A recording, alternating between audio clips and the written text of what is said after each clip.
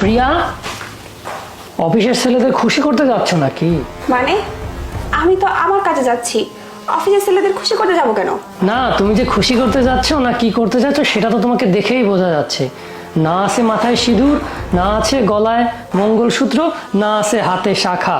তোমাকে তো দেখে তো অবিবাহিতই মনে হচ্ছে। আর কি অফিসের ছেলেরা অবিবাহিত মনে করে তোমার পিস পিস ঘুরঘুর করবে, এগুলোই তো চাচ্ছ, তাই না? দেখো, অফিস হচ্ছে আমার কাজের জায়গা, তো ওখানে আমার একটা পার্সোনালিটি আছে, ওখানে আমার কিছু রুলস আছে, আমাকে এইভাবে যেতে হয়, এর জন্য আমি এইভাবেই যাই। তাছাড়া আমার প্রত্যেকদিন বিদেশি ক্লায়েন্টদের সাথে মিটিং করতে হয়, তাদের সাথে বিভিন্ন ধরনের ডিল করতে হয়, তো আমার তো এইভাবে যেতে হবে, তাই না? হ্যাঁ, হয়েছে হয়েছে, মনে হচ্ছে এই পৃথিবীতে তুমি একমাত্র মেয়ে যে জব করতে যায়, আর অন্য কোনো মেয়েরা জব করতে যায় না। ও, সেটা তো তুমি আসল কথা বলবা না।